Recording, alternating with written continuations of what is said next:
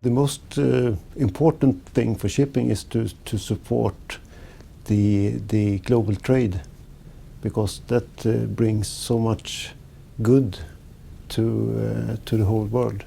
We need to communicate and keep the trade going.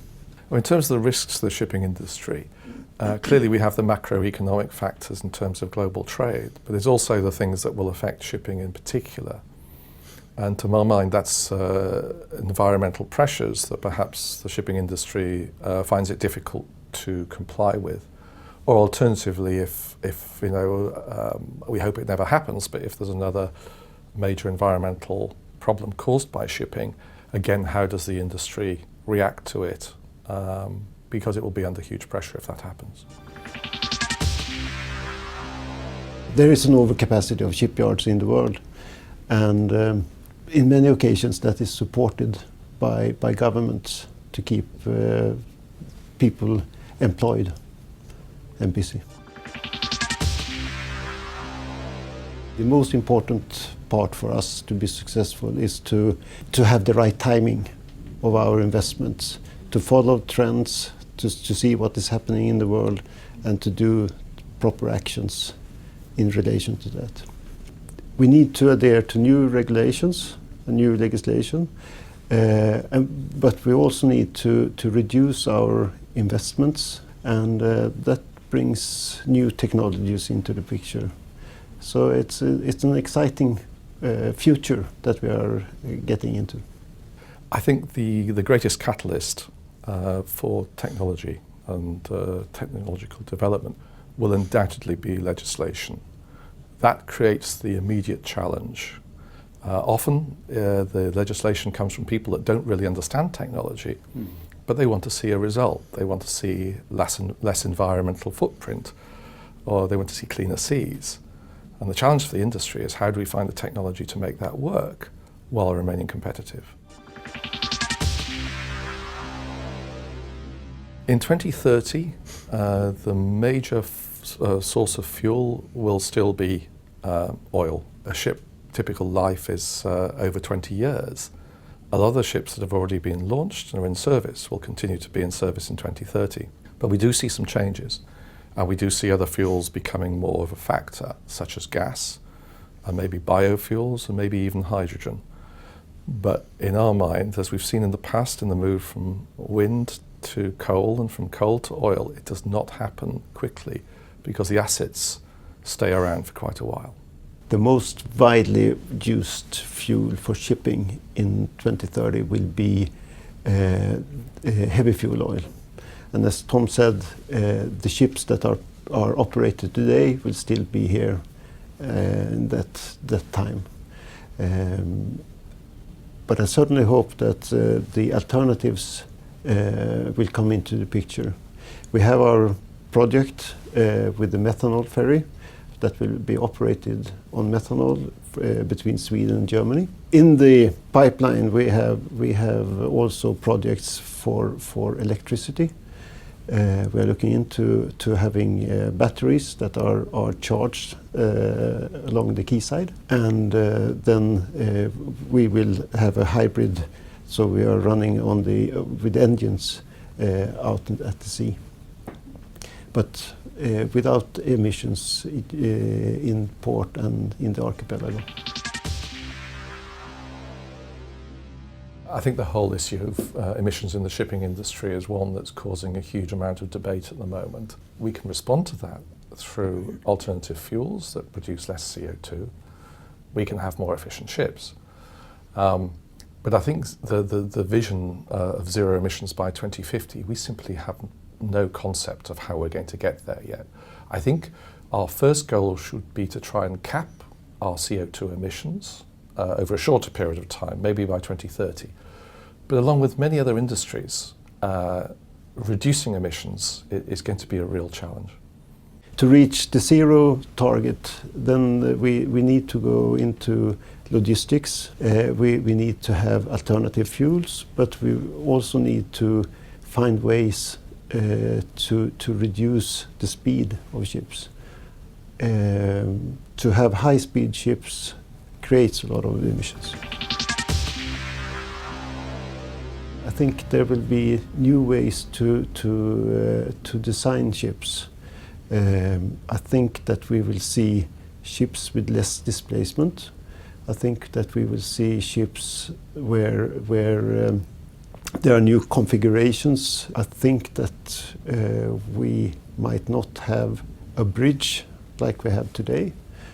There's a lot of ideas to bring forward to see whether we could change the way of constructing ships. I think in terms of new types of vessels, we have to try and imagine what new types of cargoes we might carry. I mean, for instance, some people say that one day we'll be trading water. I see modifications in the existing types of ships, but if we consider that the cargoes that move around the world will be largely as they are today, then it's difficult to imagine a completely different sort of ship. In terms of unmanned ships, the future is already here. We have unmanned ships today. They're mainly used for underwater exploration, but the same technology could equally be used on the surface. And I think that sort of is the hint to where this will lead. I think the first applications of unmanned ships will probably be for military purposes. They don't have to comply with civilian legislation. But I think in terms of the commercial ships, the issue really is, why would you want to take the people off the ship, even if the technology would allow you to? I don't think there's a compelling cost case to do so. And I think as far as society is concerned, I think they prefer to see human beings on board the ships. I think it would give them a sense of security and safety. But clearly we could see that change. Attitudes may change. And maybe the day when we see civilian airliners with no pilots that will happily board, that's the day then we'll happily accept ships with no crew. The smart ship is, in my view, in our view, is not an unmanned ship. The smart ship is a ship that have systems on board that create support for the crew on board and enables the crew to have other types of tasks to perform on board. Yeah, I must say I agree with Harry on that point. I think, to me, smart ships is using the latest technology, particularly communications, to enable much better decision making and to actually to use the crew far more productively. I think the long-term prospects for European seafarers are improving. I think the generation that turned their back on the sea perhaps is going to be replaced by a generation that is interested in the adventure that perhaps a seafaring career can provide. And the advantage of sort of the smart ship phenomenon is that actually we're looking for more highly qualified, maybe fewer, but more highly qualified people. We keep having to refer back to these studies done in various universities that predict how long certain activities will last. And in the finance sector, they see that it's actually quite a short period of time before robots, intelligent robots, can take over. But the study did say that the marine industry will be one of the last bastions of human content.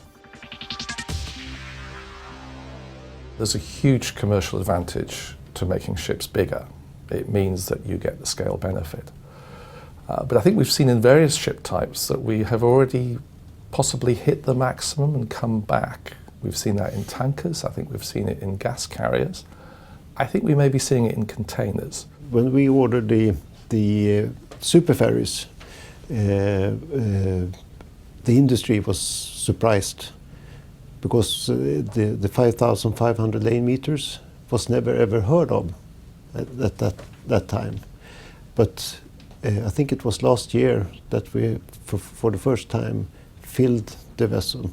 And we also did that many times during the autumn, filled the vessel with 5,500 lane meters of trucks. But it takes a lot of logistics to be able to handle that amount.